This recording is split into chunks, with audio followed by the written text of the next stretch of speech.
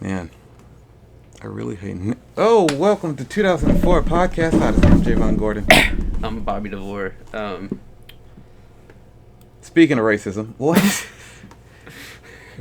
That was kind of funny. We're talking about a thread I saw on Twitter again today So from YouTuber Cat Black.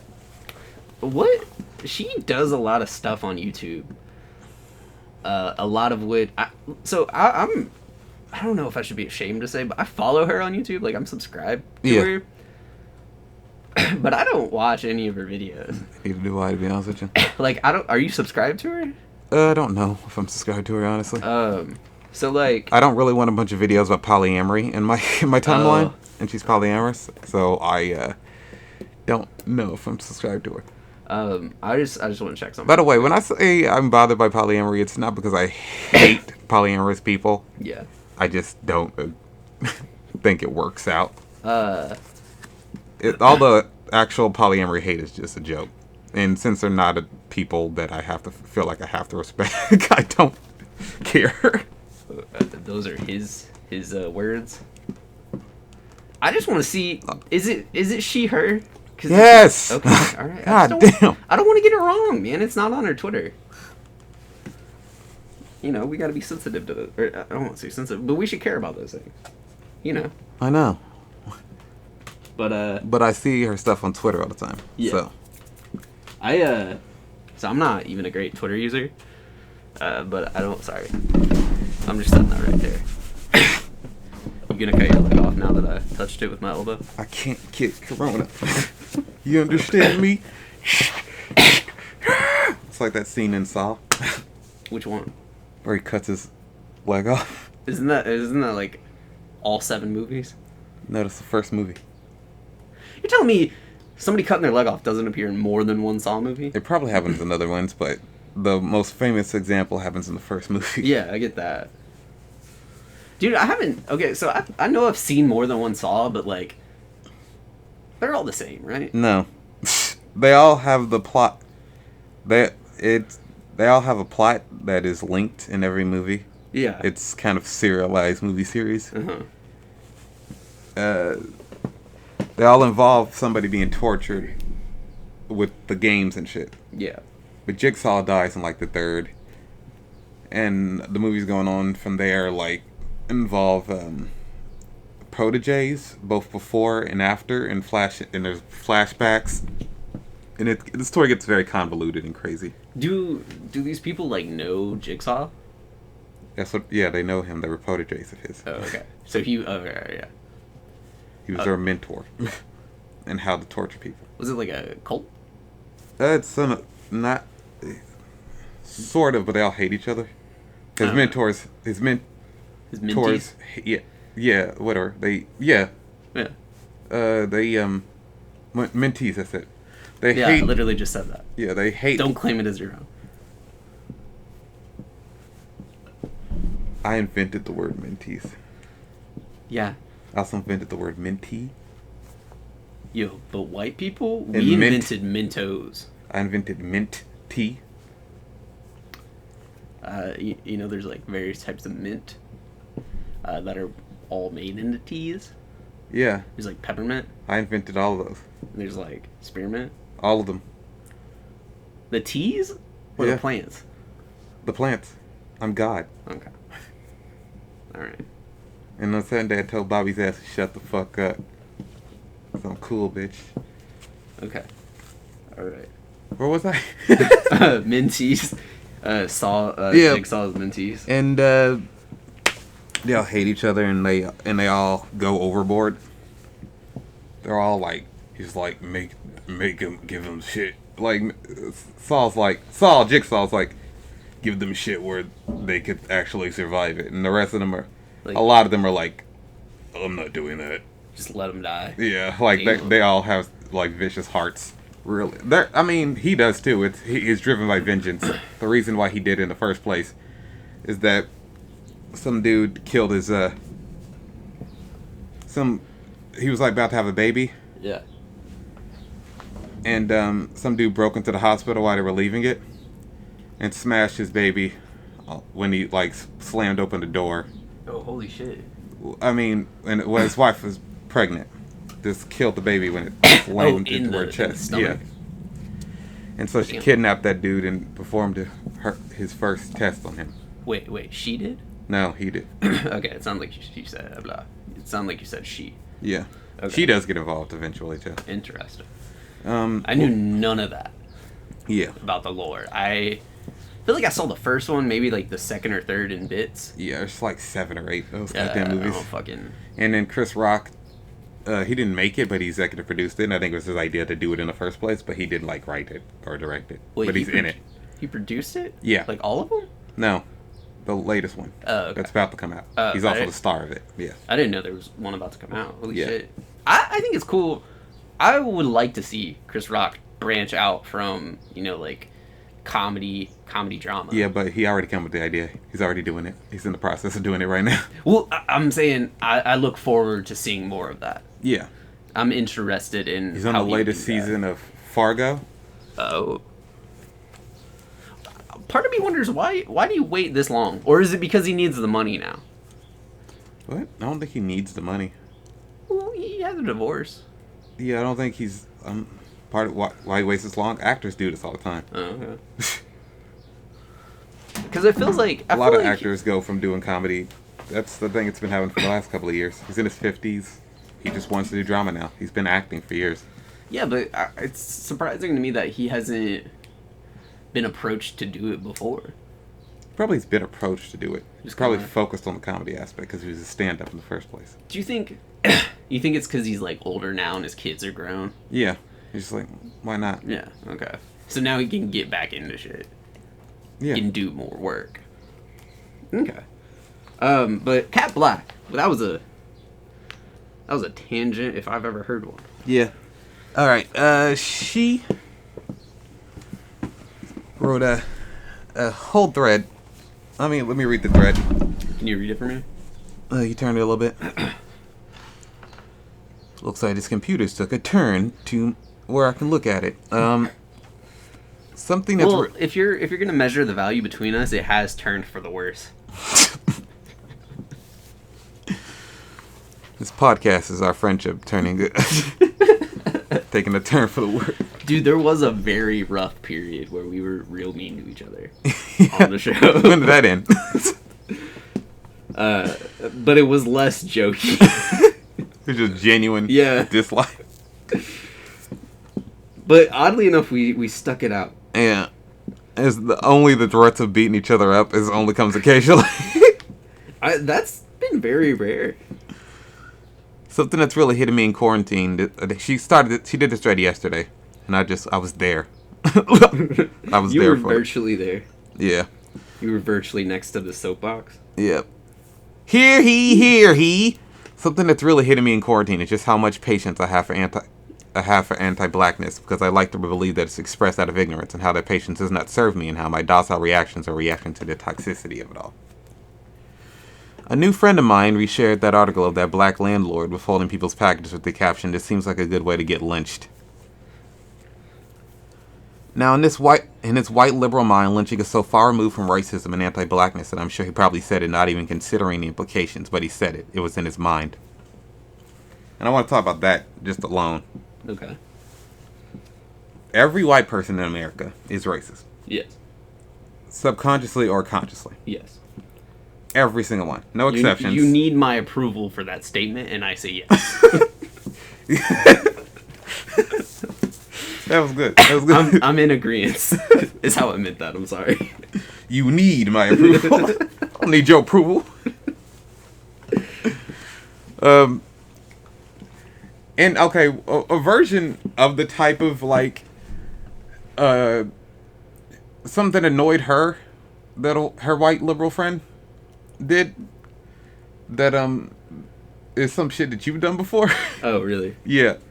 Okay. Which is we'll get to it. But saying some shit like white liberal mind. I mean, no, not that. That's not meant. Saying some shit like this is a good way to get lynched meant that it was something on his mind. He probably wasn't. I genuinely believe he probably was not thinking of it as a racist way. Yeah. But you saw a black landlord And I don't know article. I don't know about an article. I saw a TikTok where a black landlord said she was stealing her tenants' packages until he paid rent or whatever. Yeah. Which pissed me off. Yeah, but, it's illegal. Yeah. And I was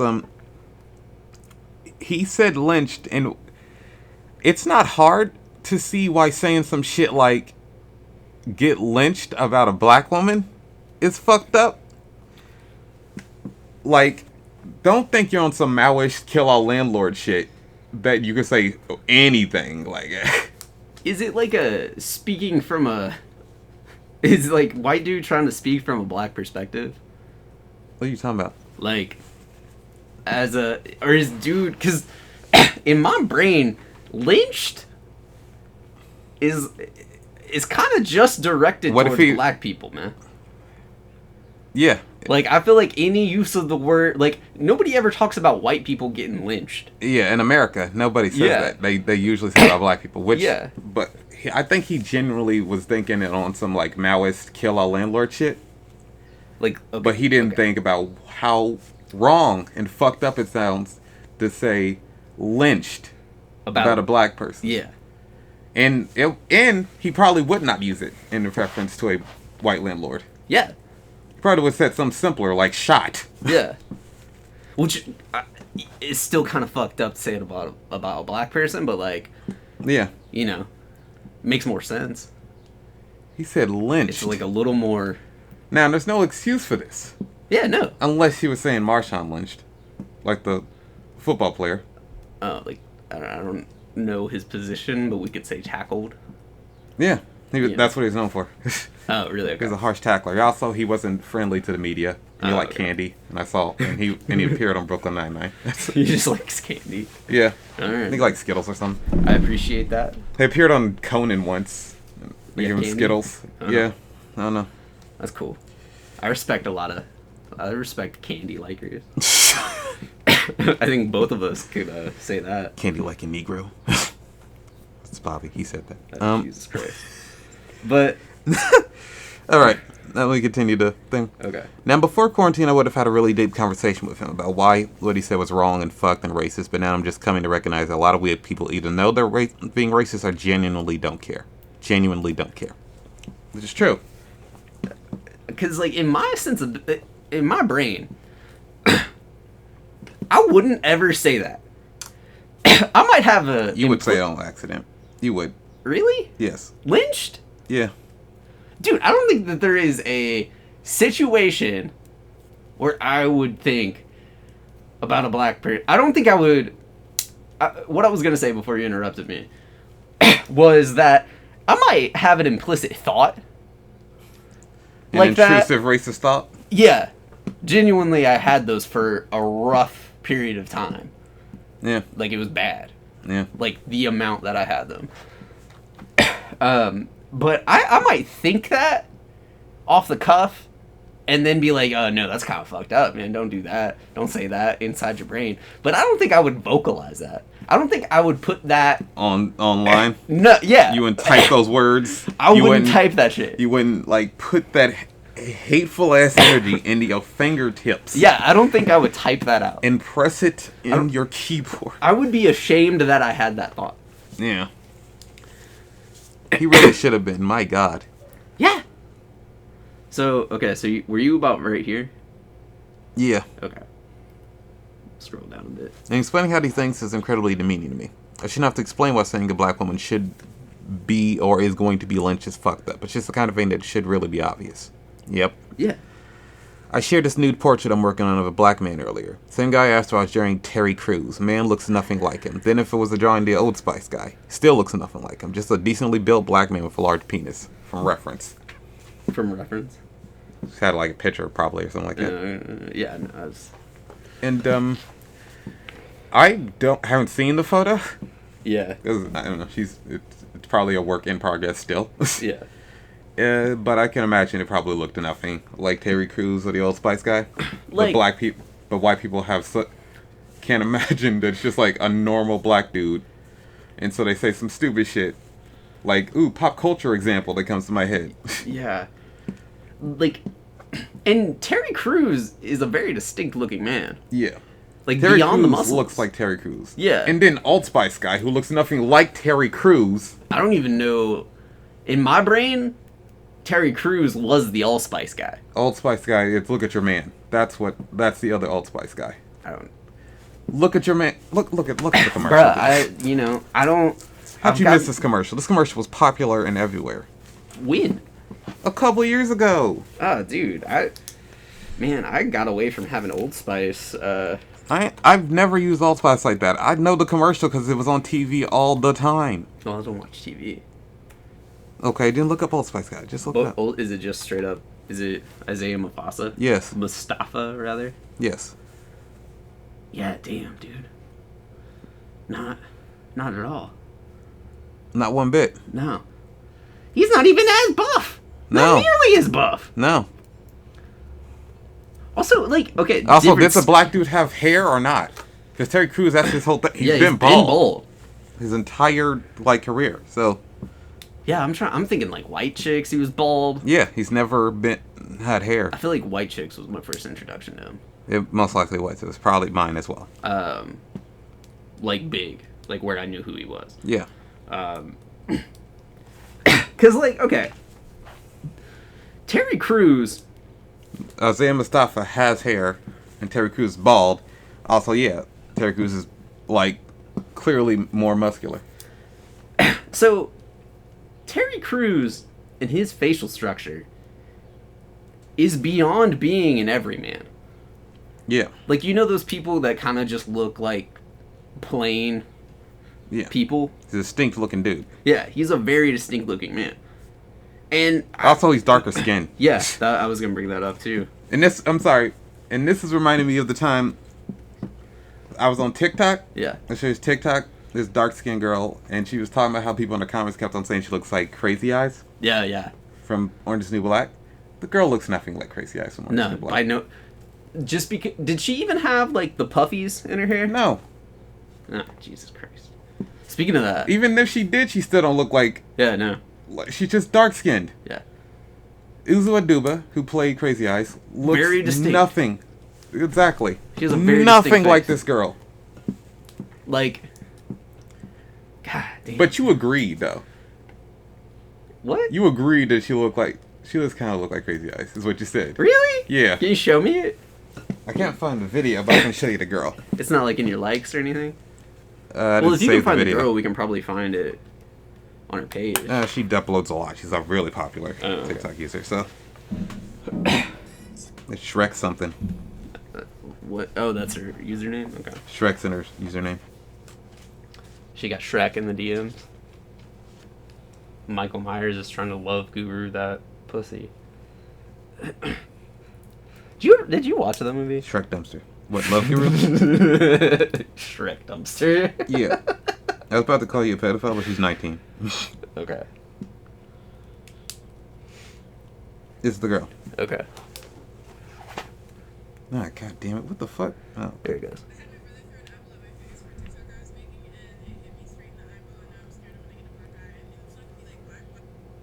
Yeah, no. No resemblance. Is that... Not the video. Is that real hair? What? Is that her hair? Her, actual hair? I don't know. Okay. I don't think so. The only thing I could think of is if she, Is she wearing wears weave? a wig? Is she wearing weave? If she wears a wig and she wasn't wearing a wig? That's her natural hair.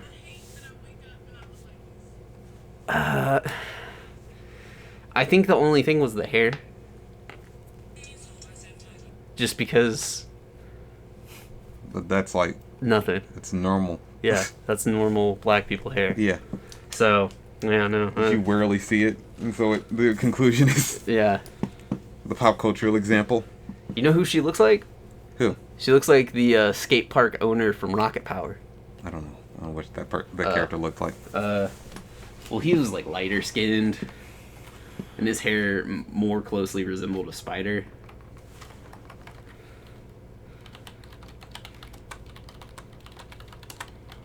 Skate park dude, Rocket Power. This guy. No, she doesn't. It was more so I was calling reference to the hair mainly, and I said he was light skinned and shit. There is one scene where their neighbor asks or like says something about him having a spider on his head. No shit. But the neighbor's a cramp. Like they don't like him in the first place. Yeah. He's a shoebie. What's this mean? A shoe. Somebody that wears shoes to the beach. Oh. And not flip flops or bare feet. Okay. It's a tourist, in a sense. All right. Get back to Twitter. Okay. Oh, dude, I do want to say, my girlfriend and I have done the rocket power thing. Watched Rocket Power? No, done the... The Rocket Power challenge is watching Rocket Power with your girlfriend from like pilot to end episode. It tests your relationship. If she can withstand a show that's just like animated characters skating and being kind of boring. They get into some hijinks. Show's boring as shit to me. I understand that. It's a niche interest. Yeah. And it's not a great show outside of those niche interests. But the handshake. Do you remember that? No. They would do like... They would take their hands and then they would basically like spirit fingers and be like woogity woogity woogity woogity woogity. Oh, that's fun, cute. I think I did it unintentionally once, and then she did it. No, she did it. I gotta say something about that off mic. Bring that up later. She did it. Is it inappropriate because I'm just making a general fingering joke? Oh no, that wasn't inappropriate. That was funny. Yeah. What I'm gonna say is inappropriate for the podcast. Okay. But she like straight up did it when I was leaving once, and I was like, "Let's never ever do this again." Why? Because I don't like it. Then you don't like the feeling of your fingers? No, I just don't like doing it. It's weird to me. All right. It's not cute. I don't see how it's. I don't know. I think it's like my denial that I liked Rocket Power. Dude, you talk about Rocket Power all the time. You bring it. You can't bring up shit you hate. No. I'm saying that there. And you almost never say that you hate it when you bring it up. You just. Yeah. No. Look, I'm saying you don't. As a skateboarder, as there was a phase, if you grew up in that period, where yes, that was an influence of why you grew up into extreme sports, but you want to deny it, dude, because it's like a lame one to have. A different generation say they hate Zeke and Luther. Probably. I don't think that was much of an influence. No, it was online for like 2 seasons. Yeah. What is Zeke? What if Zeke and Luther's influenced American politics to this day? Was Zeke and Luther an American show? I would assume so. I know it was on Disney, but I don't know. Maybe it was a Canadian like kid sitcom. They were on a beach, right? Well, let's look it I up. saw maybe like 2 episodes of Zeke and Luther. Because Life and Derek aired on Disney Channel. Who? Life of Derek. That was a Canadian show. Oh, okay. That had like a stepbrother and a stepsister. And it was like Derek was was her stepbrother, and it was just how difficult Derek was. Yeah. And then it looked like they were dating at a later point of the show, which most everybody who's watched it was like, this is such a weird relationship. It's always how it felt to people. Also, they dated in real life, I'm pretty sure. Oh. Those actors. Which probably is why it comes across that way. They had the chemistry. As those characters were like becoming nicer to each other. Yeah. It ended up coming across as romantic to people. It would be at the top of this. Well, it's an American sitcom. Okay. Then it was all right. That's all I need. I just wanted to see. Oh, it was set in Gilroy, California. So. All right. I thought Gilroy was here skating. When you were saying Life of Derek. Life with Derek. Life with Derek. Yeah. I thought you were just like really fucking up Sweet Life with Zach and Cody. I forgot both names in the show were just placed with a random. Yeah. With Derek. There was not even a character on the show named Derek. No. Wait, what about the scientist janitor dude? To me, no, his name wasn't Derek. Okay. To me, the show was Life of Mr. Mosby. Yeah, Mosby dealing with some, rambunctious children. White children. And a uppity, rich daughter. Why? It's racial connotations. Really? Uppity black people? Uppity niggers? You ever heard them? No. Also, I was talking about Brenda Song's character. I know. Nah, okay. Okay, so... Rich Asians. The new sequel to Super Rich Asians. Uppity Rich Asians. Okay, so... Uppity. Alright, gosh. Bringing it back to, Bringing him back to racism. Alright. This man I was painting looks absolutely nothing like Terry Crews. Okay, yeah, sorry. I already read that part. And this shit is that I constantly dismiss his ignorance and keep pushing. But honestly, quarantine has me asking why the fuck do I do that? And how does it serve me? It doesn't. Dude is a racist and I need to let him go. So I ended the friendship. Nice. It gets tiring having to explain to white people why this shit they said was racist and why you shouldn't say this shit. That at a certain point I do understand why any random black person would be tired of it. Yeah. And just say, fuck it, I'm not doing this any longer. Even if they don't feel like the person is like deeply, is like extremely racist, like even overtly, it gets tiring having to deal with explaining the simple concept of why saying certain shit is racist. We're still friends. I just yeah. I will just call you out as soon as you do it. Yeah. And I'd like to think that I'm pretty okay at taking it. Yeah. I don't like to protest you. Yeah. At least I hope not. Go down. Was she like? I mean, this might come up later. Was she like closer friends with him, or like? She said new friend. So it's like a dude she just became friends with. Yeah. You can nip that shit in the bud, or you end up dealing with it. Yeah. And if it gets more and more, Alright, there's really nothing to be gained by having this deep conversation with him where I help him understand. No, he's an adult, and he gets it. And the fact that he currently doesn't mean that I don't really want to know him. And I lost nothing by ending this friendship. And then somebody tried to argue against that, saying from a psychological standpoint, though, there are healthier ways of dealing with the conflict than discarding a friendship.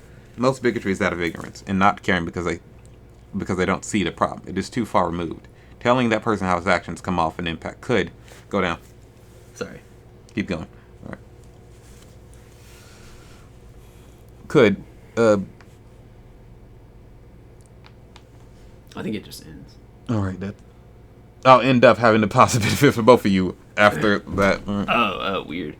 For you, because seeing him emphasize a bit more will be a reparative experience. Human interactions are constantly a cycle of conflict, repair, no matter the subject, and there's more benefit to successfully repairing.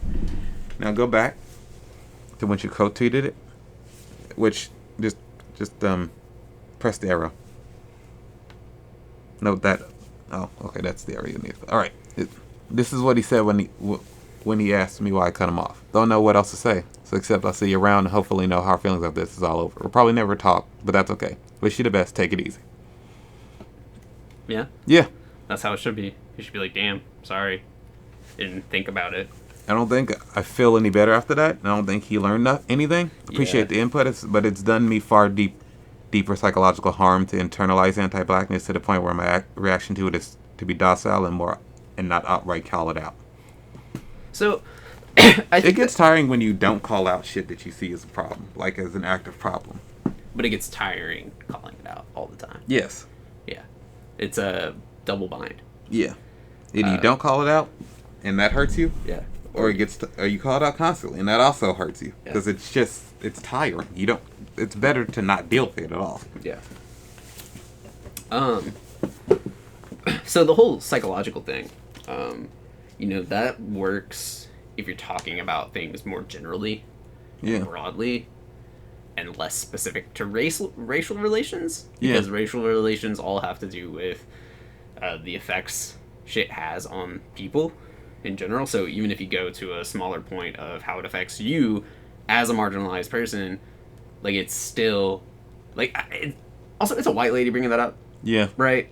And that's kind of fucked up to say. Yeah. Like, yes, you can say that argument about ghosting as like a cultural phenomenon. Yeah. But like she didn't ghost him. She told him. Yeah. Friendship over. I'm saying that is an example of something that makes sense, but it's like, you don't have to take responsibility for other people's. Yeah. Bullshit. And like, some people might, and there are some, blessed souls that will probably do that with that man. Yeah. But that doesn't have to be you. No. You can make that conscious choice to not. And the way she continued it, a lot of white people are just racist. And I think a lot of white people will save a lot of pain. And a lot of people of color will save a lot of pain by just accepting that and not demeaning themselves to the point where they explain their humanity to white people so they can feel empathy for something they just don't. When the person responded, "This is a really nice thread. I am one of 2 black kids in Boy Scout troop, and often my white peers say really racist things, and I always step in, explain why it's wrong, alternatives to say, etc. It's honestly a lot of work sometimes because it feels like talking to a brick wall. Sometimes I really just shouldn't. They're kids I see once a week. They go to the meetings, and they likely will never see again once I turn 18. There's a benefit to forgo the mental taxation of explaining what is racist and why it's wrong to people who just do not care. Some kids have dead ass said, who cares about bombing people Afghanistan, and thank God all the people here are real men, meaning cis, and the KKK has done a lot of good things, not just terrorism." What? Jesus Christ. What the fuck good has the Klan done, dude? None at all. Beyond, they've done good for white people. Yeah. They've done good for the white sheet industry. Yep. And the disposable cross industry. But what if there's a reusable Klan cross? They came back later. They were just threw some water on it. Eco-conscious. Yeah. What if there's like a plug-in cross that spurted flames when you plugged it in? It just found an outlet in the person's house and put. Yeah. That's possible. That's like very easily possible too. And any rebuttal only offers the choice to not be bigoted, which many don't take. From my experience, too, there are a fair amount of white people who know they're racist and accept it, and know they're racist and don't care. And depending on the relationship, a lot of the time it just may not be worth to educate them, especially if they don't care anyways. Yeah. Yep. And I mean, from a white perspective, you have to look at when they say you're racist doesn't mean you're necessarily outwardly racist. That doesn't necessarily mean you are being racist constantly. That doesn't even give intent of being racist. You just are. Yeah. Like, that's the society you were brought up in. That's the consciousness you've been raised with. And it's the way your parents did it to you. People learn racism. Yeah. It's not born. No. Nobody's born racist. But because you were born white in America. Yeah. Your parents have most likely, in American media, yeah, a lack of being around black people. Any extent. Yeah. And all we can hope to do is work forward. Yeah. And know this and go forward. Like, I will admit that being a white man, I'm racist. Just as is. I do everything I can to stop it and, work away from it and, not perpetuate it. Yeah. But, we're only human. Yeah. And, like, if you were to tell me, bro, we can't be friends anymore because you've been making too many comments that haven't been cool. Yeah. I would have to go and just be like, yeah, okay, I gotta go think about this.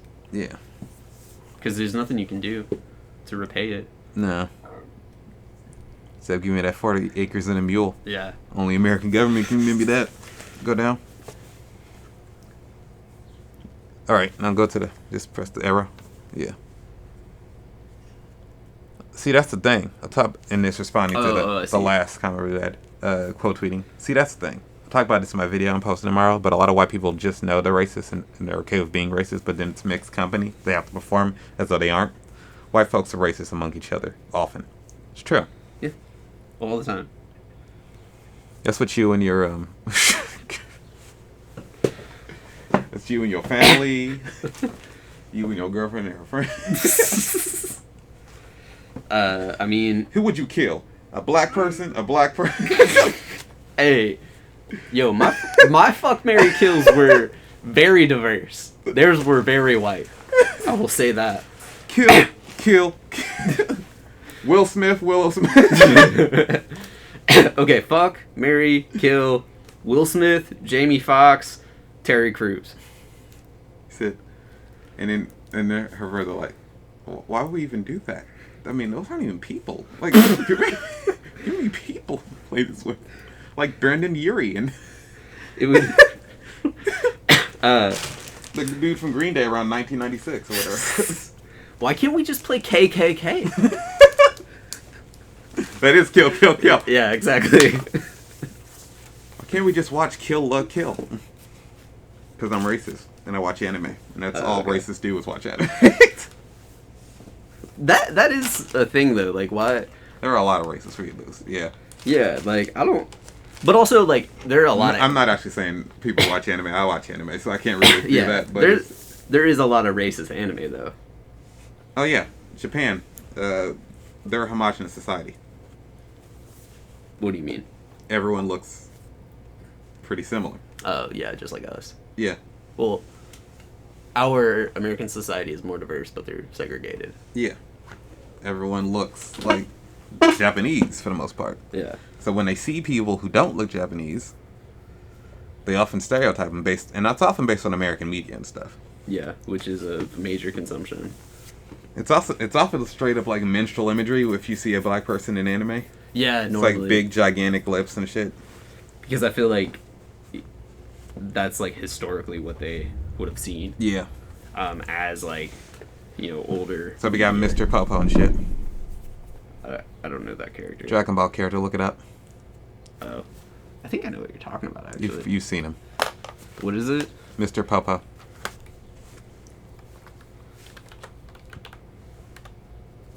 Oh yeah. Yeah. Jesus Christ. Damn. How is he blue in the American shit? I think 4Kids blew them up.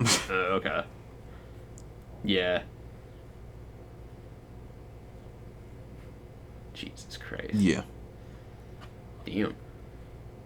Was he like a stereotypical black in character? Was he stereotypically black in character? You said a stereotypical black. I know, I realized that and I was like, oh shit, those aren't the words I'm trying to say. Stereotypical black. Was he stereotypically black in behavior? I don't remember what. I don't. Okay, remember. I didn't watch it. I don't watch. I never watched Dragon Ball like that. Oh, is it It's straight Dragon Ball? Yeah. Dude, I never followed the lore of Dragon Ball. I just liked it because Kid Goku. Or I don't think he was though. Goku? No, stereotypical. Oh, okay. What? All right, let's go back to thread. Go down.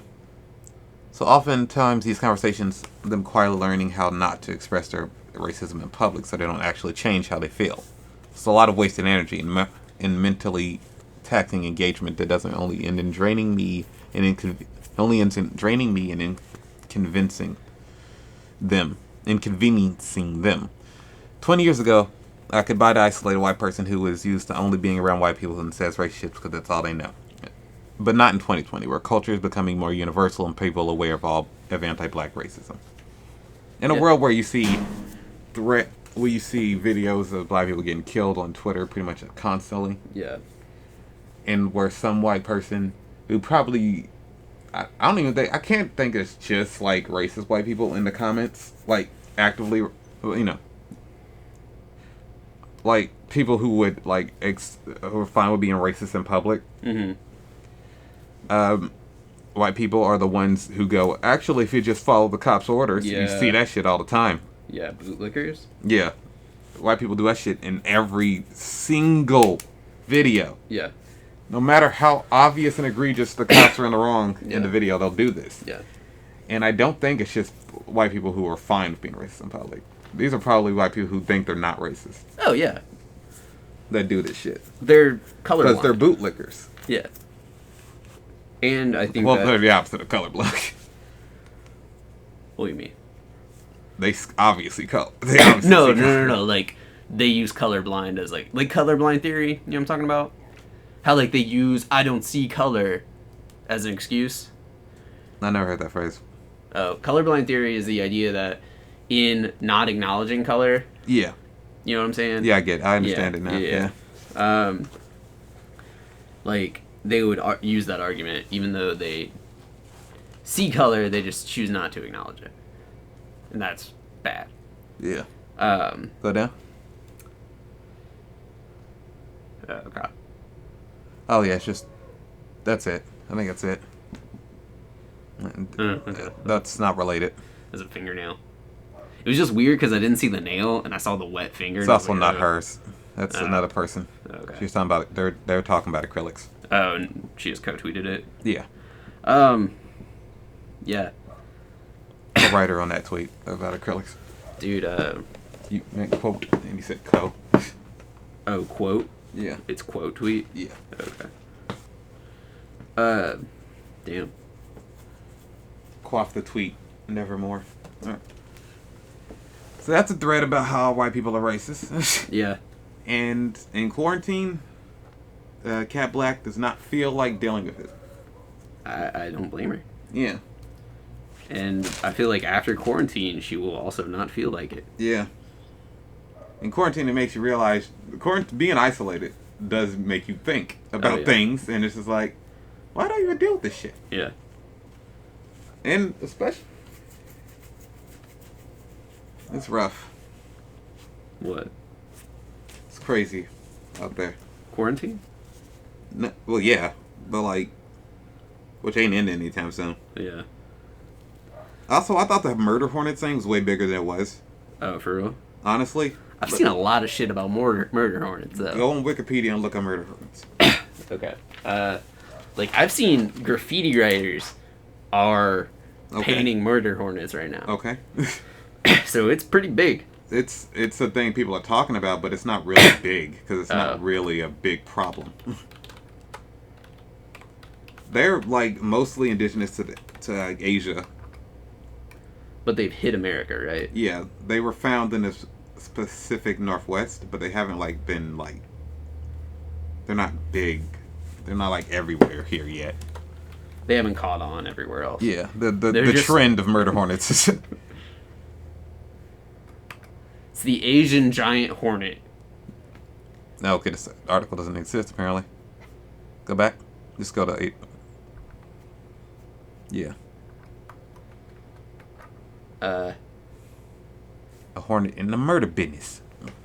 Is this the murder hornet? Yes. This is the hornet. Okay. This is what they look like. Oh, that's freaky. It's a hornet's face. Yeah, it freaks me out a little bit. Yeah. Don't look it in the eye. Not to. If you see a Asian giant hornet in a club, avoid eye contact.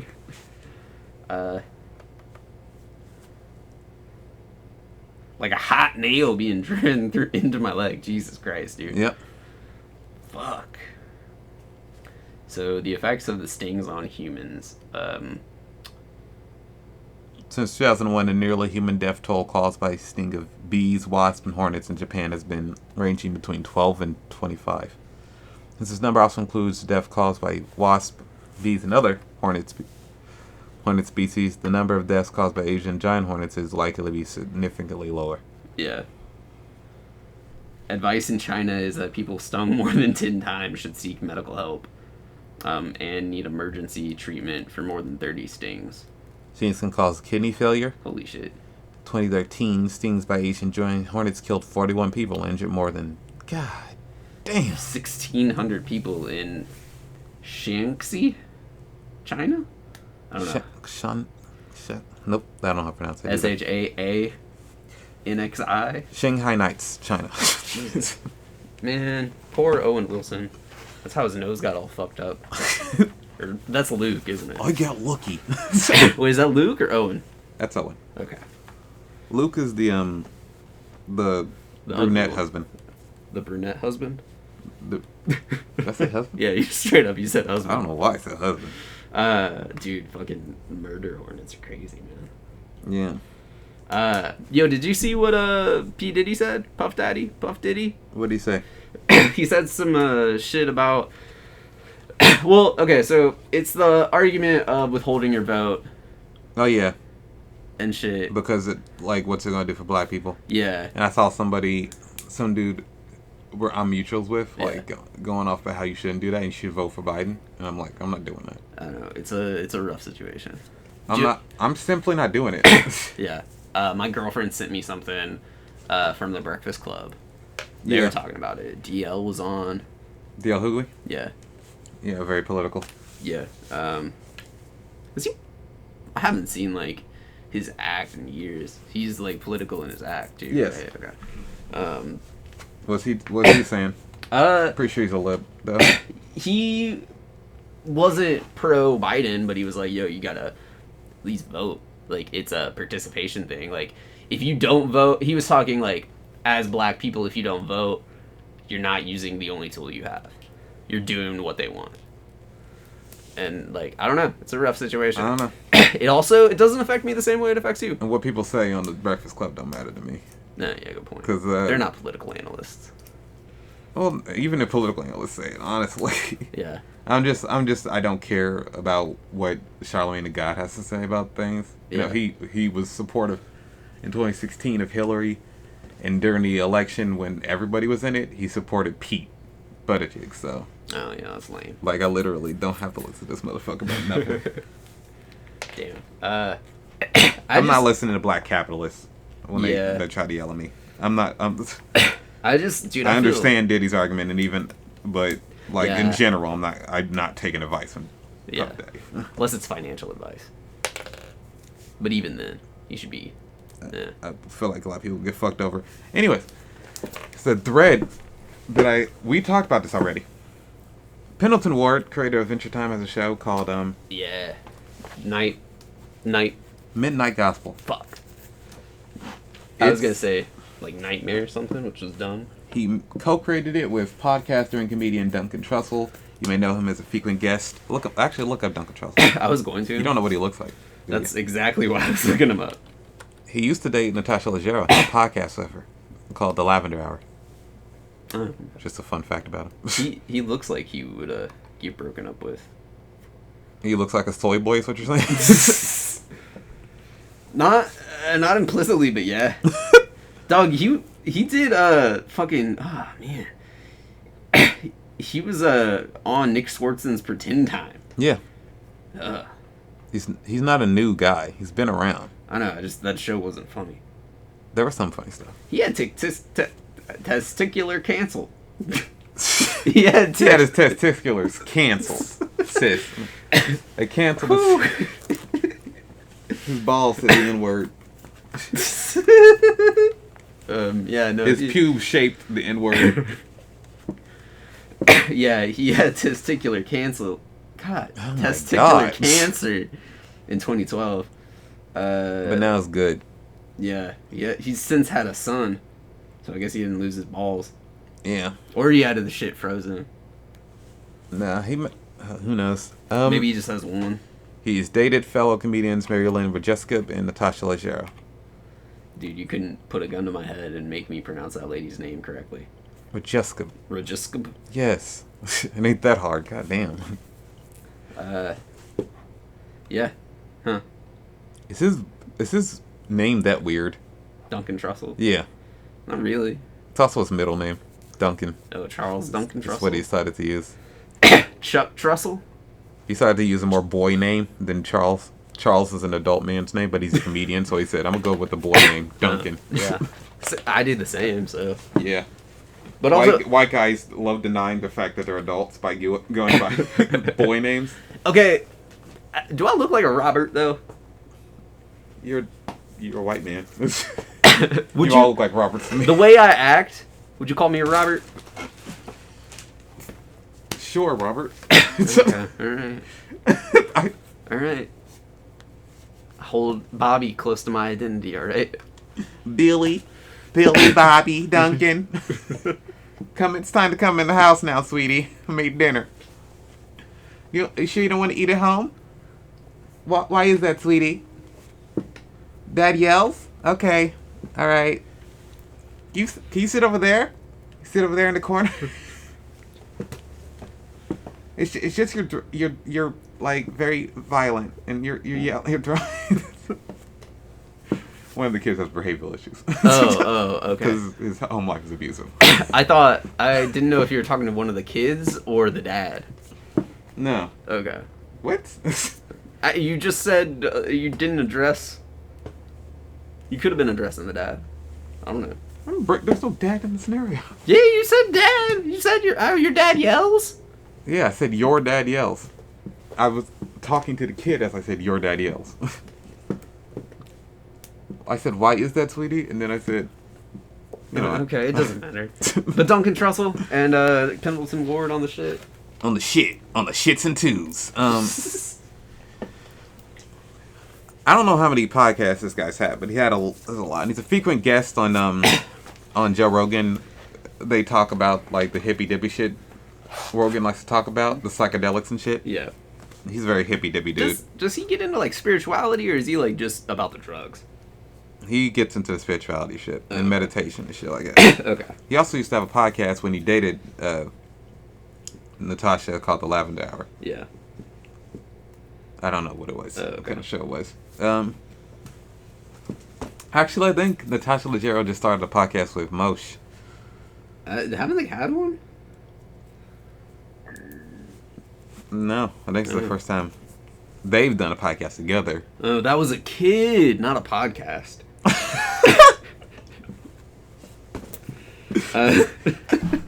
Was that a genuine? Or was that a joke? That was a joke. All podcasts are the children of the people that make them. Sometimes you abort them after you get bored with them after a while. Yeah. After about 100 episodes. If only you could do that to actual children. You can. Drown them. Save the world a lot of grief. There'd be a lot less Toroa Kincaid out Do the there. white woman and drown them. Yeah. Made the beat and murdered it. Casey Anthony. Yo, I was talking to my girlfriend about this shit, and I haven't been up to date on, like, anything in years. Did Childish Gambino put out a new album? Yes. I have not listened to it. Okay. I didn't realize he put out a new album. Yeah. I thought his last album was, the funky one. Now, what's the funky one? Does that sound... Oh, well, this new one, I don't know. I heard it's like R&B, but like experimental or something. But it's not the one that Redbone was on? No. It's a new one. Yeah. Okay. What was the one that Redbone was on? Awaken My Love, I think it's called. Okay. And this episode's called like a date. So This it's like episode? no, just like a date. You said this episode. Oh, I said this one. I didn't say this episode. I thought you said this episode. Okay. No, this episode is a date. Will you marry me? It's just our first date. But, fuck it. I don't have anything else going on. We're quarantined. Yeah. Might as well get married and divorced. This the show Midnight I'm not Gospel. signing a prenup, Javon. I'm Actually, look up taking half your the Wikipedia for Midnight Gospel.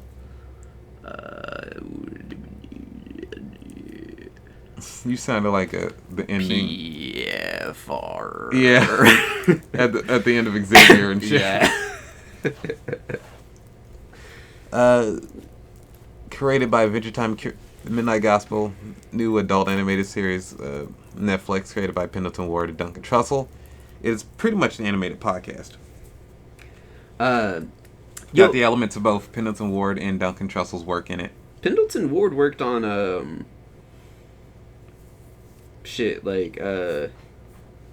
Billy and Mandy, right? I don't know. Actually, look it up. There's a whole school of people who created shows around the same time and continue to create shows for adults for Cartoon Network. He worked on it. Worked on the same shows in the early 2000s. He was on Frederator's Random Cartoons.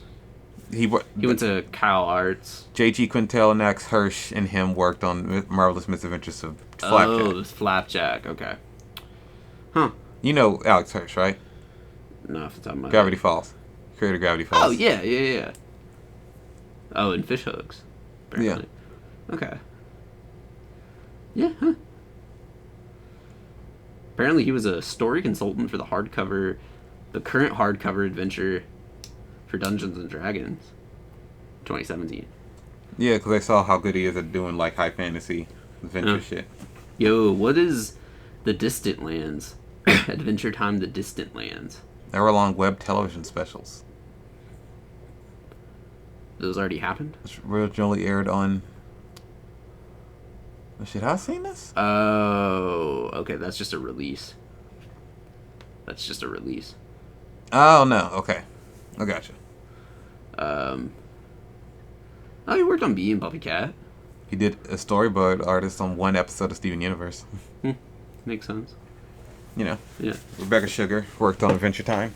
Oh, he was one of like the most clearly definitive writers of Adventure Time. Yeah. Like you recognize if it was Rebecca Sugar because of the music and shit. Yeah.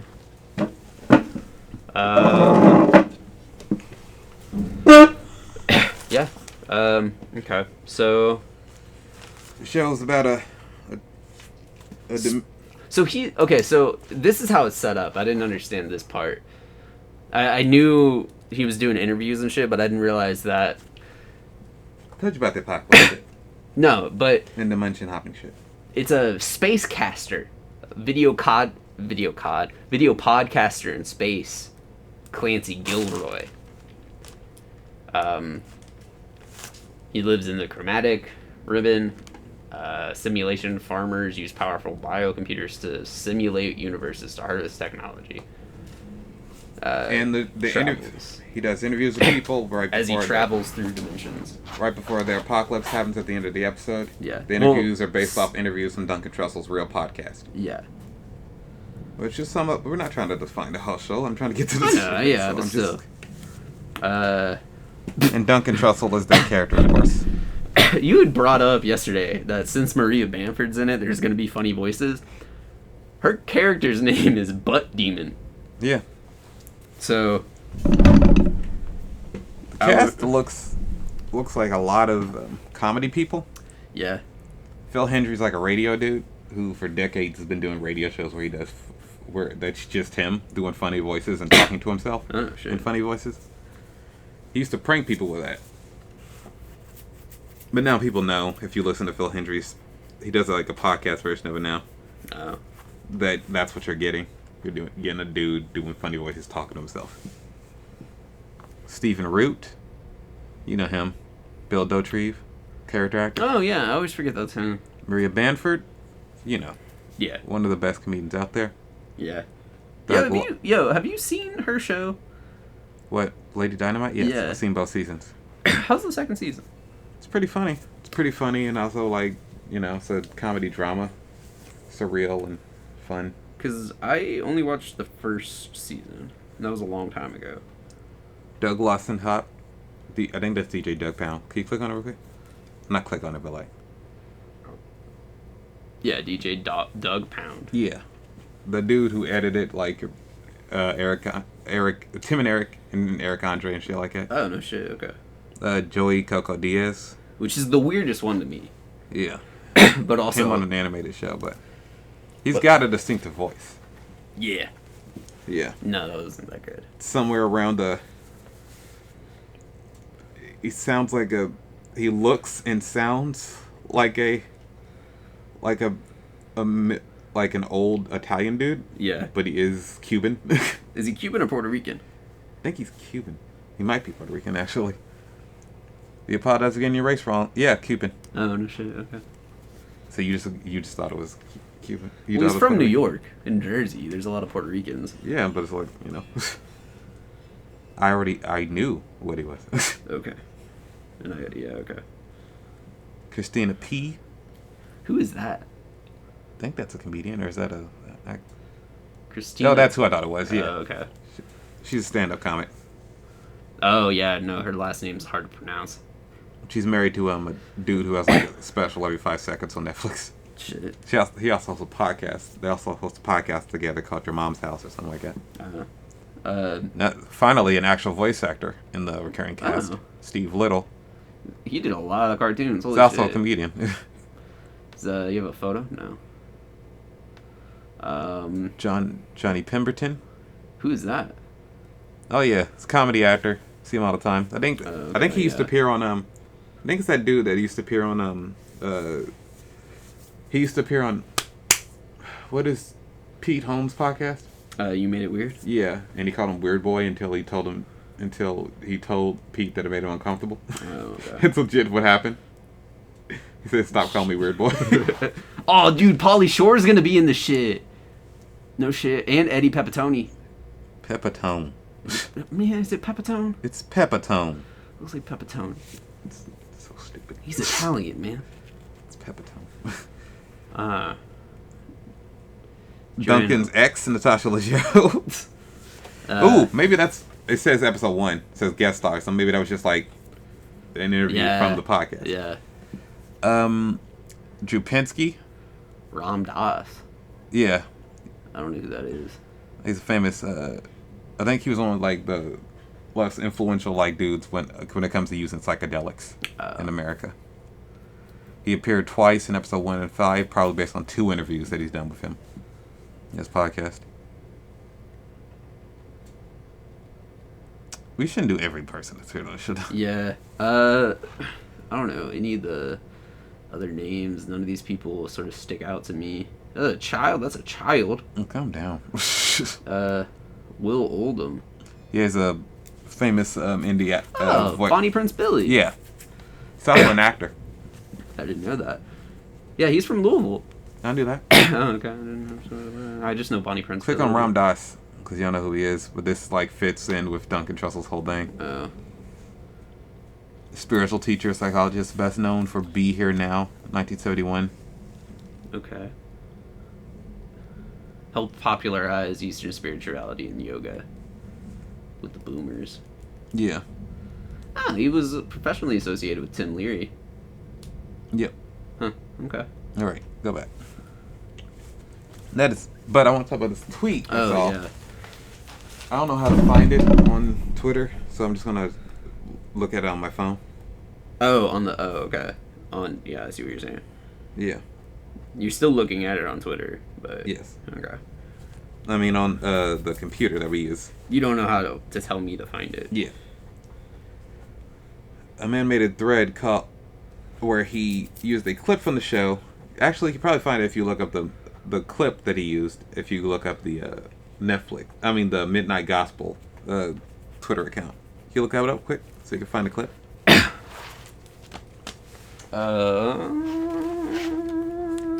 So we're doing Midnight Gospel. The Midnight Gospel. Go down. Ooh. That's it. That's the top clip. one? Yeah, top one. The pin tweet. Is it? Yes. Okay. Oh yeah, it is. Turn the sound on. I have headphones in. I don't. I can't turn the sound on. Do you want headphones? Yeah. Okay. Damn, dude. Pause it. Hold on, I can't barely. I'm trying to get you fucking headphones, man. I can only do one thing at a time. The clip that we're watching is a clip from Midnight Gospel. That the interview is an interview Duncan did with his mother who was dying of cancer in 2013. Mm-hmm. Which the person who tweeted the tweet they're about to talk about didn't know. Okay. We're watching the clip right now.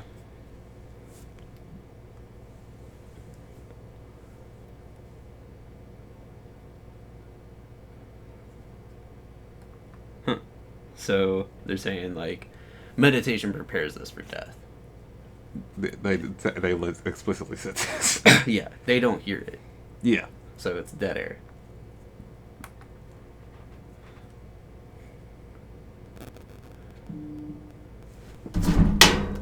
Bruh. Just play the thing.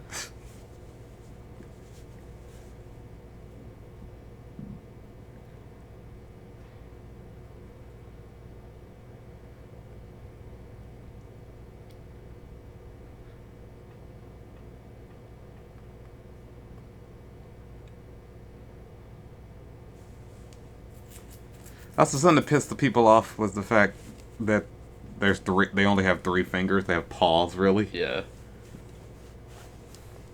And it was like, and people are like, they're being lazy. Like, man, they're fucking traveling fucking the reason why dimensions and animation The reason why it's common in animation for characters to have 4 fingers in the first place was laziness. Well, laziness and production cost. Yeah. You're being pedantic again. This does not matter. It was less about being lazy. It was more about not wanting to pay people. Yeah, lazy. Yeah, let's just get to it. Okay, whatever.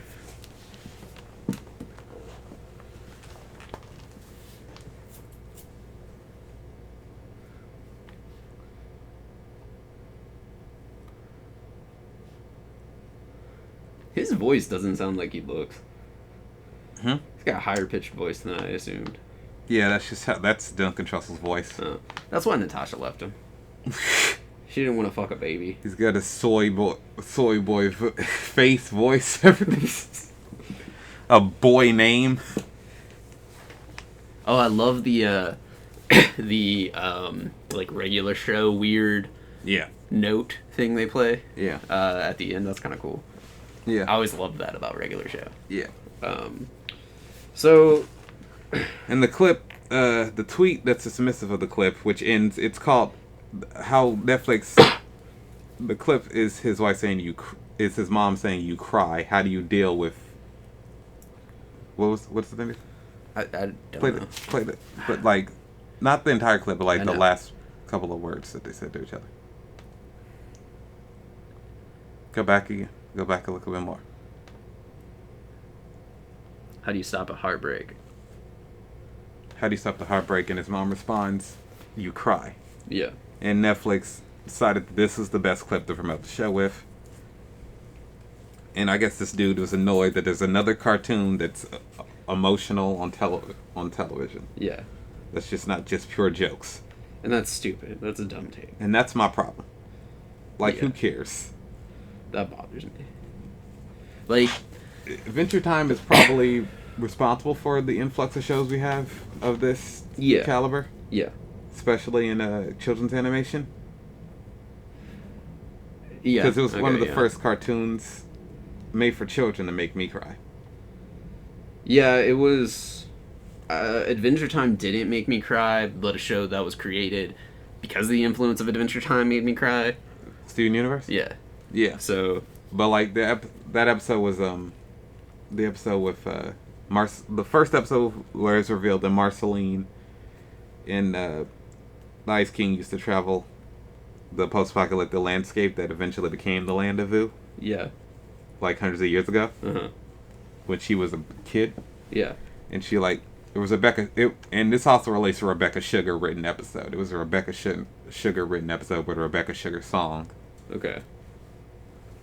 But what was about it that made you cry? It was probably specifically the song. Can we play it? Can you play anything off my phone or something? Do I hate how that sounds, man? It just sounds bad. But instead of watching clips where people can't hear it, it's probably better than that, though. So let me try to find it. Marceline? Should I sing it? I mean, if you can. Marceline, it's just me and you in the wreckage of the world. I'm gonna skip through it, though. Okay. In the clip. Ah, shit.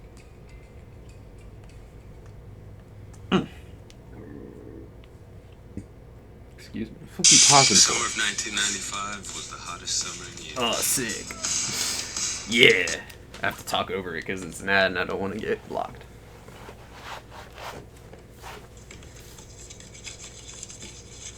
In the episode, Ice King, driven by some part of his nagging part of his memory, which he doesn't really understand, comes and visits Marceline.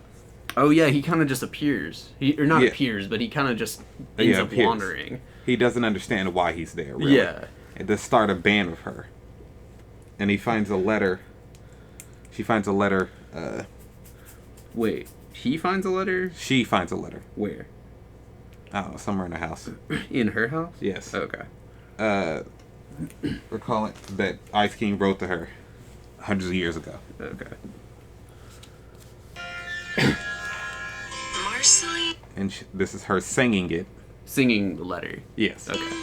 Is it just you and me in the wreckage of the world? That must be so confusing Pull it for back a bit. a little girl. And I know you're going to need me here with you.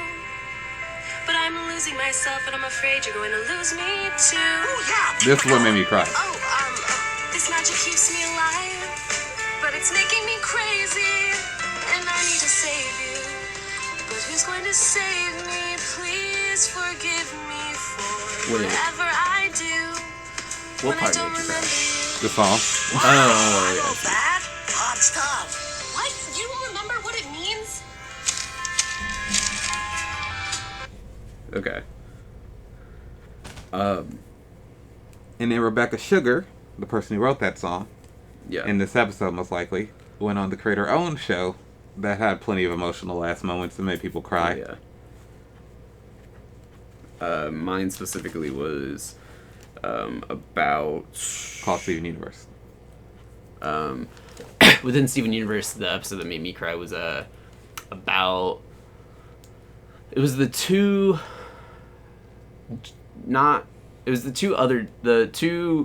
gyms that were out to get the gyms raising Steven. Mm-hmm. The first initial two. Mm-hmm. It was, I want to say it was around the time where we meet Lazarus Lappley. And it was about their abusive relationship. And I think for me, it was just to see that representation of that and sort of have it explained to children. And like, it was less of a this affects me, more of I'm glad this is here for kids that this will affect. Yeah. Because it was like around the time I was coming to understand my life and how things affected me. So it was cool to see like, oh, some kid's gonna see that and is gonna understand it at a younger age, and shit's gonna be clearer. Yeah. Yeah, it made me cry. And I think that's one of the only cartoons that's ever made me cry. I don't know. I'd cried at cartoons before that Adventure Time thing too. Oh, really? Yeah. Do you remember what? It was Moral Laurel. Oh, okay. Was it like about personal shit, or was it about characters on the show? About characters on the show. Oh, okay.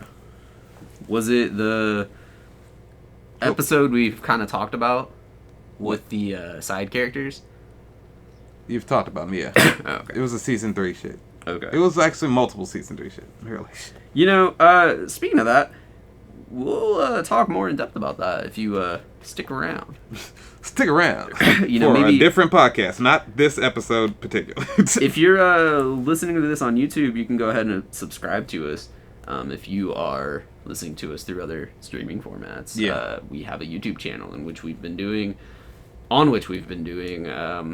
some videos about Moral Laurel. And you could subscribe to our Patreon. Oh yeah, that's still a thing. If we know what the password is. Oh no, I know how to get into it. It's just like we've been so inactive. Yeah. And we will eventually figure out what Patreon tiers we should give. Yeah. Should we even do tiers? Bro, Do the big podcast do tiers? Do what? Do the big podcast even do tiers? You're asking the wrong person, man. They just like. I don't subscribe to anybody on. No, Patreon. they do. They do special episodes. Yeah. They like episodes that you can only get if you are a Patreon and we have some of those, I think. Yeah. And we have some banned content on YouTube that we'll upload. The thread on Twitter's he quote tweets the clip from the official account and goes, "All media is the it's okay to have feelings, no punchline tweet now." I guess that was a tweet. It's a kind of sort of cringy tweet that somebody tweeted. They said it's okay to have feelings, no punchline. Yeah. And he says, and they're just mad at this clip. It's this clip from an animated show is just emotional and not funny. Yeah. And then the follow-up to that is, I'm sure this is a very nice moment of the animated podcast, but this improv off the cuff style just makes me miss home movies. That's a valid tweet. That's a valid take. Yeah. If you prefer comedy in your shows, then just watch comedy in your shows. Yeah, but I don't see a problem with... I like home movies. I like home movies too. So I'm just hyped that anybody's bringing up home movies. Yeah. At this point. Home movies in a certain amongst white boys like yourself isn't an underappreciated show as much as you think it is. It's not, but it's rare that I found somebody that remembers home movies. Yeah. It's just fucking funny. I'm not gonna say his name, but a mutual of mine, the voices are so ugly. And the dude responded, "It's the dude's real dying mother." That's just how they sound. Yeah. That's how his mom sounds. That's how she talked, because she wasn't a voice actress. Yeah. I don't know what his mom did, but she most likely was not in media in the first place. Yeah. And also, that's Duncan Trussell's voice. If you just straight up don't like Duncan Trussell's voice, I really can't say anything to you at all. Yo, so was she into psychedelics and shit? Do you have any understanding? Like, I haven't watched the show and haven't listened to the episode. Oh, okay. And the podcast episode. Because that would make sense if you had hippie parents. That's not the only way you end up doing psychedelic stuff. Oh, yeah, no, but I'm saying it'd be interesting because that's normally not the case. Yeah. You know what I'm saying? Normally you just have, like, parents that were affluent enough to send you to college. And you just do acid. I mean, there's also people who don't have rich parents to do acid these days. Oh, of course. I wouldn't say you have to be rich to do acid. No, not at all, but I'm saying, like, a lot of people go to college and turn out to be these hippies. Yeah. And this guy in the comments responds, "People praise BoJack Horseman Adventure Time for the serious moments, but those shows also had jokes and were pretty funny. So much stuff misses the second half of that perfect combo. Including the creator, I guess, since this is from the creator of Adventure Time." Which is wrong. I mean, it is the creator of Adventure Time. Most likely the show is funny. They just decided to advertise with this emotional moment from the show instead of a funny moment. And, like, I don't understand why you can't. Which is probably emotional. Netflix jumping the gun, considering the success of BoJack Horseman because of its emotional status. BoJack Horseman is a very funny show. It's also a very emotional show. I don't think Netflix is jumping the gun. What do you mean jumping the gun? It just, I just like, instead of advertising it as a comedy, we're gonna primarily advertise it as the emotional aspect. I mean, I think that's a clip that would spark interest. Yeah, and the type of person that would be interested in that. Yeah, to watch. But at this person, it's jumping the gun, because that's not what they're interested in when they go to. They're not primarily interested in the emotional shit. Oh, so they would want to be advertised to via funny. Yes. And then hit in the feels. Yes. Okay. That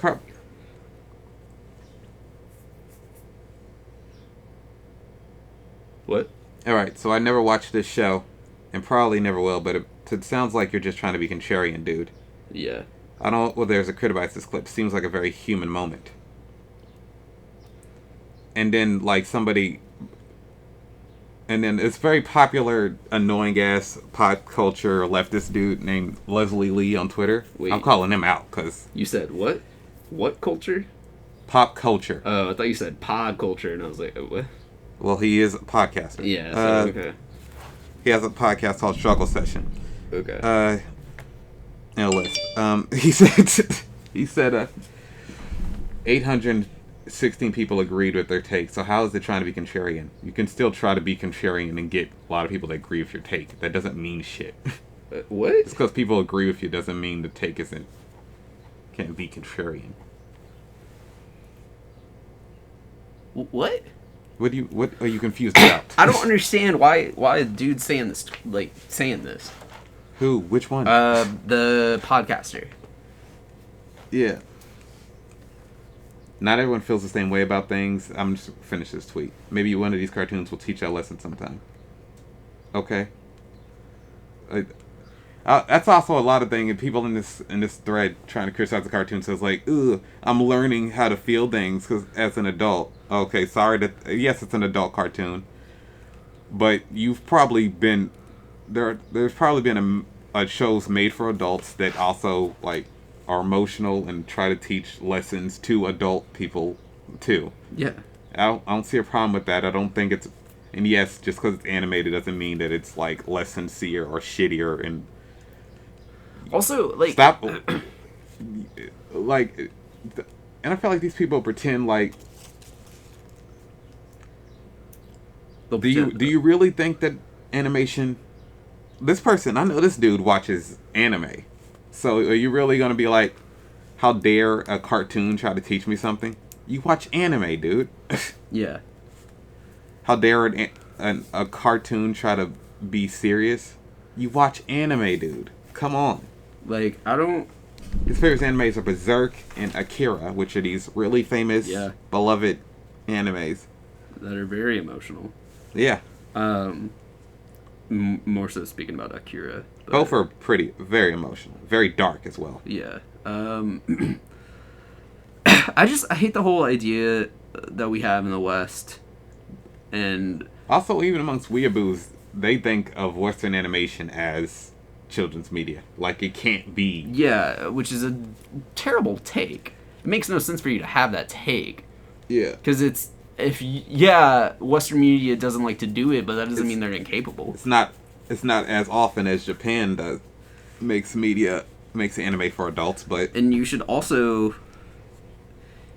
praise. You shouldn't praise every time if it's a bad example, but... Yeah, but you should praise, like... Exactly. Disliking something for not having punch in response. Somebody said, that segment of the Midnight Special, which is more like an animated podcast than a regular cartoon show, features an interview with the creator's dead mother. Leslie Lee responds, what does that have to do with whether or not people are allowed to dislike the clip? Disliking something for not having punchlines when it's clearly not supposed to have punchlines is pretty stupid. Like yelling at a cat for not being a dog. Yeah. But instead of yelling at a cat, you're just saying you don't like cats. To a dog. Yeah. My response to this clip is, to Leslie Lee's comments is, shut up, you're fat and you're annoying. Jesus. He annoys me. He's so angry all the time. So I don't really care about him. Is he being contrarian? Huh? Is he being contrarian? Yeah, this isn't a shh.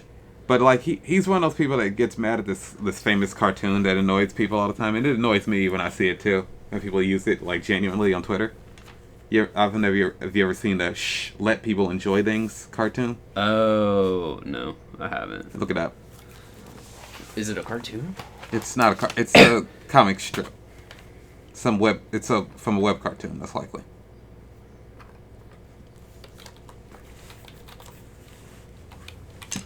Damn it. That's the cartoon, right there. Oh, okay, I may have seen this. Yeah, okay. In the original cartoon, some dude criticizes the show, and some dude, he grabs his lips and says, shh, let people enjoy things. Yeah. Which is, it came a common response and somebody be like, this shit sucks on a thing on Twitter, and somebody would use the cartoon, just use the comic strip to say, shh, let me enjoy this Marvel movie. Okay. But was that, what? Why'd you bring it up? It just annoys, like... Oh, that people I guess he's just, like, defending the right to dislike things. Which, yeah, off. Listen, you don't... But he has a right to disagree with his dislike. Yeah.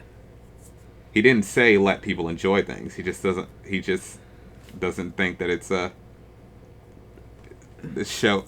Hating this hating this clip from a show that's not meant to be funny is dumb. For not being funny. Yeah. Yeah, like, that's kind of stupid. Duncan Trussell is a comedian. He's also a very sincere dude. Yeah. Hippy dippy ass dude. I really want people to look at animation as such a format that can do all this stuff. Because we're... But I'm not even talking about animation. I'm talking Western animation. Yes, yeah, it is frequently disrespected. People think that it can only be childish or funny. And I just, man, like... Alright, let me read this part. Okay. Let me not make my point. Go on, no. I don't even know. Okay, go ahead. No, go. I don't care. Damn, okay, go, man, go. No, I don't. I genuinely, like, I've lost it now. I'm sorry. So it doesn't matter. Go ahead. Go. No, I don't have it. So go. Alright, this person say, people cry about important things, don't cry about important things anymore. It feels weird. And then somebody gives a context for the clip, and this person doubles down instead of admitting that they were wrong and goes, someone animating such an important moment and using it for market profits in a crappily animated cartoon and Reddit post tagged with tearjerker? I mean, yes, but like she's already dead. There's also his mom was on his mom was on his podcast in the first place. Yeah. This is from an interview with his mom on his podcast. Yeah. So she also already knew her son was benefiting from it. Yeah. And I don't know if it's exploitive. Yeah. She could have wanted to do it. Yeah. But like I don't know how much objection she would have to this clip. Yeah. She was already on the podcast. Yeah. She's also dead. So who cares? But like I just don't like Western culture is just repressing its art by doing that and having that idea. Like, I really want to be moved by some visual imagery. Yeah. What's wrong with that? We're moved by paintings. Here's a comment I deeply agree with. Okay. I retweeted it. Staring at the conversation between a man and his dying mother, expressing emotions that I've buried far too deep within myself to ever experience again. I've decided to call it gay. Yeah. That's what you're doing. Okay, and this person thinking they're gonna get burned in. The creepy part is not that you experience emotion, is that you can only do so while someone is reading out their emotions you're supposed to feel in an art form associated with children. You thought that was a good criticism. I don't even understand He's saying what that criticism is. Yeah, he's saying, why would you cry? It's a cartoon. It's meant for children. Why would you let a cartoon make you cry? It's a kid's art form. Oh, that's stupid. That's dismissive of the art form as Yeah. well as dismissive of the feelings. He says, fuck art and storytelling. Am I right? I'm an adult. Yeah, pretty much. This isn't a story. It's an illustrated podcast, which fairly illustrates how ridiculous it is for someone to characterize someone getting an emotional response from a podcast cartoon as creepy. All art generates an emotional response, whether it be guffaws, which I'm talking now. What was a guffaw? Laughter. Okay. In a comedy, or straight comedy, you've made the arbitrary, or like tears, which the show sometimes goes for. Yeah. You've made the arbitrary judgment that the medium of this show somehow invalidates its content. Yeah. I don't know, it's just the person just doubling down on their disagreement, saying, yes, well, my take is correct. No. Your take sucks. Yeah. Your take's stupid, and you should die for that dumb take. And then maybe somebody will fucking make you in a cartoon, and then from the afterlife, you'll look down and be like, damn, I could have used that. Yeah. Maybe I wouldn't have been such a dick. Like, fuck, man. Like, shit. I don't know, I just think it's just a bunch of people going... and, like, somebody said it's just like someone regurgitating the take they heard from Chapo about superhero movies. Yeah. Which is that, why would you watch something made for children? And, like, superhero movies are a different situation entirely. For me, the reason I agree with takes like that is that there's so many. Yeah. And they saturate the movie market. And they're really dumbed down. Which also is like, bruh, our kids are smart as hell. Yeah. Why we pretty much like all of kids? them are made for kids. Like, why are we acting like kids aren't smart?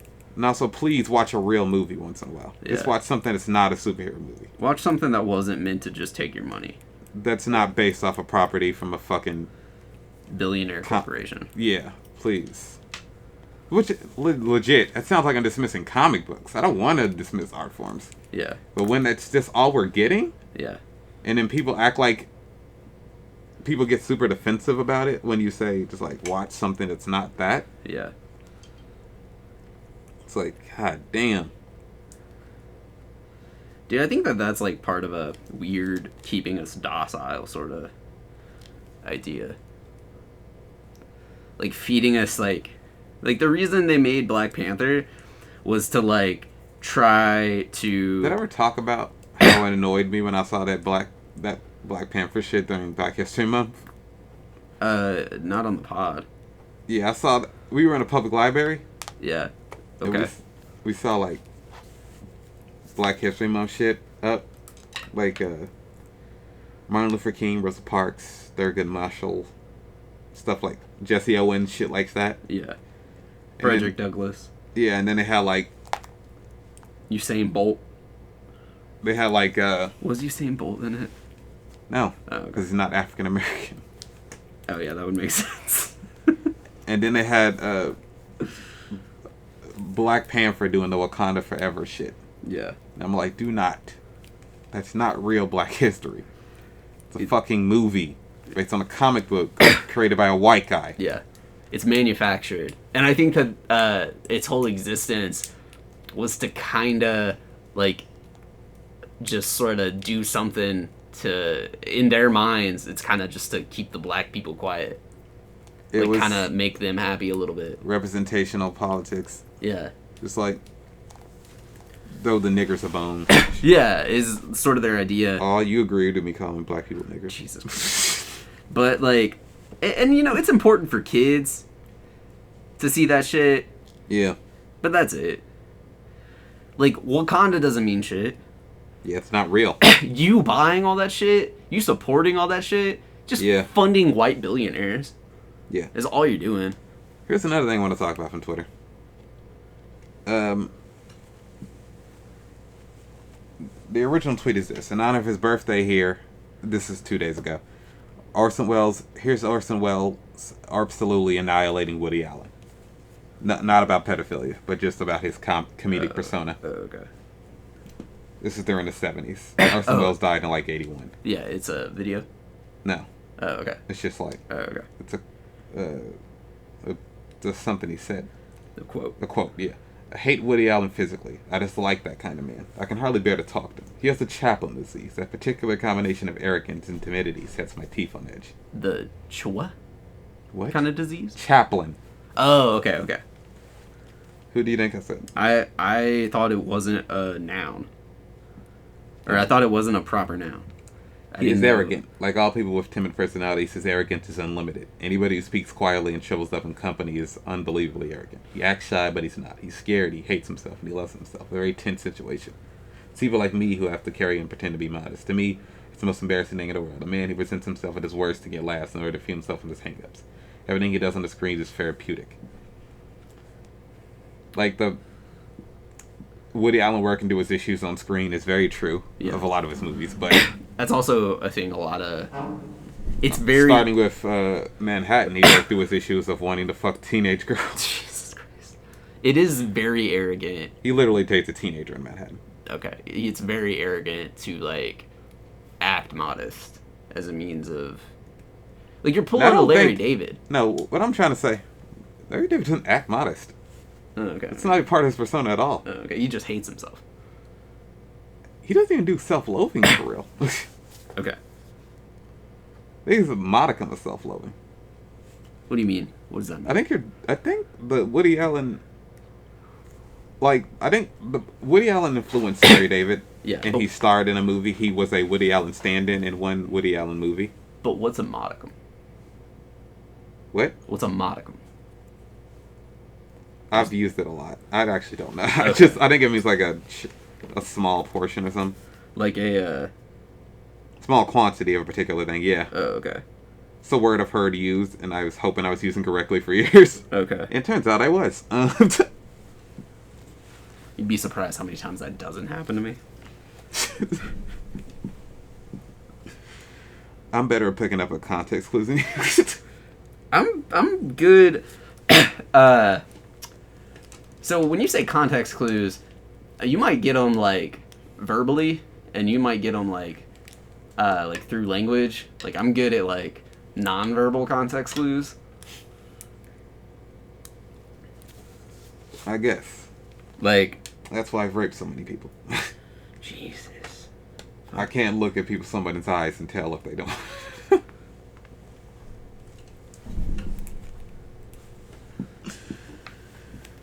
All right. Sridhar Ramesh. Sridhar? Can I see it? He's a great Twitter user. That's how I think it's pronounced, but my opinion doesn't matter. My take doesn't matter. That, man. What? No one said that, man. Calm down. What I think that dude's name is doesn't fucking matter. Like your takes matter, man. My take about how this dude says his name doesn't matter. I don't know how this man says his name. There's not enough clips of him. He doesn't have a podcast or anything. He's just like a great Twitter user. Yeah. That's all I know. He makes really funny tweets. He says, people share this quote every 2 months as though Orson Welles is caged by society into a paragon of modesty. Exactly. That man was hedonistic and upfront about... It makes sense why he wouldn't, like... He got fatter and fatter as he aged, because he just... he didn't care. Yeah, he didn't care.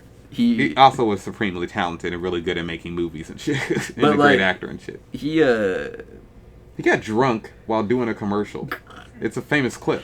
Oh, yeah, yeah. And, dude, honestly, I think that makes people like Orson Welles more. It probably does. Than anything else. Yeah. Like... But, so it makes sense that he wouldn't like Woody Allen. But I think his point does kind of come true. Woody Allen... It is sort of that weird loathing thing. Yeah. Where it can come off extremely arrogant. But I don't think all people that are timid... Or even self-loathing. Not either. I don't think all people are. I think maybe that's true for Woody Allen. Yeah. But he also fucks children. Yeah. His own daughter. I think this quote is like just shitting on mousy dudes and shit. Yeah. And I don't think like just dudes who are kind of shy deserve that. There are a lot of dudes that do that though. Yeah. They sort of fake the modest thing. Yeah. That's something I am paranoid about with myself. Yeah. That's something that I don't like. Like I think about that. I obsess about that sometimes. Yeah. Or I used to at least. Like being like is and my... the lady said he does have the Chaplin disease. If the Chaplin disease you mean pedophilia. Is Chaplin a pedophile? He dated a lot of young girls. How young? I can't remember. He's dated a lot of young girls. I remember watching his biography when I was a teenager. It's like, that's a lot of young women. He says that is correct, but I also like the original poster, Sweetheart Ramesh. The lady who posted is Molly at _uncoolniece. He says that is correct, but I would like to not have this conflated with just the very idea of playing a timid character, a loser character, a nebbish character, self-deprecating comedy, etc. All of which I continue to think are fine and even good. Yeah. You understand it, right? Yeah, like you can do that and not be like arrogant. Yeah. And it can still be entertaining. Yeah. And you can... Just personally... It sounds like just personally Orson Welles didn't like nebbishes, didn't like timid... Yeah. Self-deprecating comedy. That wasn't his thing. Yeah. Also, he wasn't like a comedian in the first place. Yeah.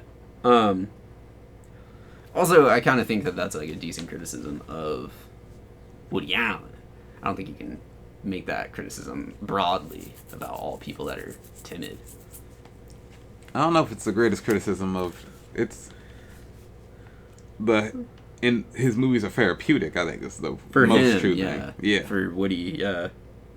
And I think they're therapeutic for a lot of dudes like that. And Wait, when you watch his movies?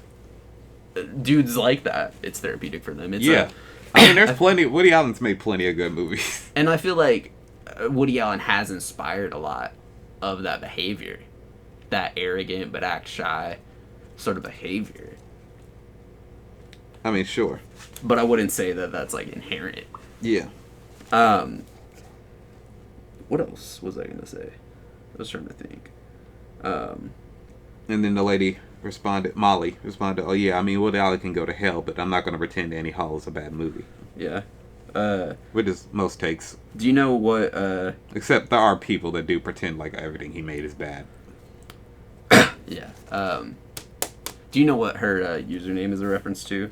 What, Uncle Niece? Yeah. No idea. It's a Dead Kennedys thing, I think. Maybe.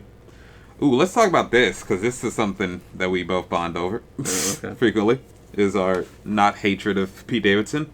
Oh, yeah. He's got a new movie coming out. Oh, yeah, I heard about that. On Hulu.